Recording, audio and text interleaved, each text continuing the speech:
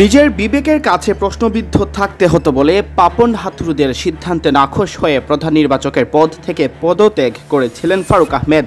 আবারও যখন সেই হাথুরু সিংহেই বাংলাদেশের কোচ, অন্যদিকে পালাবদল মেনে নিয়ে পাপনও করেছেন পদত্যাগ, ঠিক তখনই কিনা বিসিবির সভাপতি হিসেবে বেছে নেওয়া হলো ফারুক আহমেদকে। সত্যি সময় সবকিছু যেন ফিরিয়ে দেয়।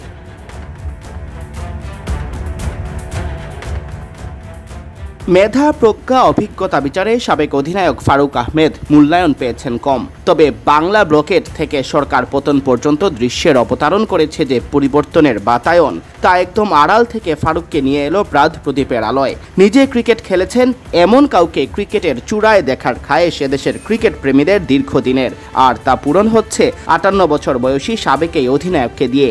বাংলাদেশের হয়ে ৭টি ওয়ানডে খেলা এই ক্রিকেটার এর আগে ২ দফায় নির্বাচকের ভূমিকায় ছিলেন।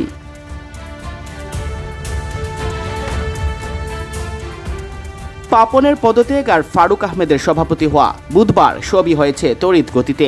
অন্যায়ের সাথে আপোষ না করা, নিজের সৎ অবস্থানে অনড় থাকা ফারুকের সামনে অবশ্য অপেক্ষা করছে বিশাল চ্যালেঞ্জ। প্রমিলা বিশ্বকাপ সরে গেছে বাংলাদেশ থেকে, আগামী হোম সিরিজগুলো নিয়েও পড়তে হবে দোটানায়। এক্ষেত্রে ফারুক আহমেদকে নিতে হবে ডক্টর মোহাম্মদ ইউনূসের নেতৃত্বাধীন অন্তর্বর্তীকালীন সরকারের সহায়তা, যাতে দেশের ভাবমূর্তি আবারও আগের অবস্থানে ফিরে আসে।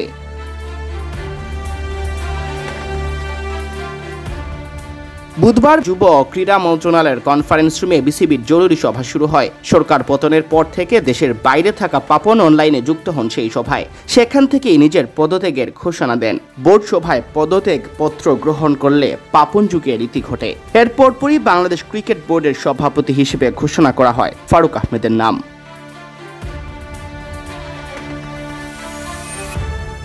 ফারুককে সর্বশেষ বিসিবি কিংবা ক্রিকেটে দেখা গেছে ২০১৬ সালে। সে সময় চন্ডিকা হাথুরু সিংহের চাওয়া অনুযায়ী বিসিবি ২ স্তর বিশিষ্ট নির্বাচক কমিটির রূপরেখা তৈরি করে, আর তাতে প্রবল আপত্তি জানান ফারুক। প্রধান কোচ দল নির্বাচনে সরাসরি হস্তক্ষেপ করবেন তা মেনে নিতে না পেরে নিজেই প্রধান নির্বাচকের পদ থেকে সরে দাঁড়ান। আর তার ৮ বছর পর ফারুক আহমেদই আজ দেশের ক্রিকেটের সবচেয়ে বড় অভিভাবক।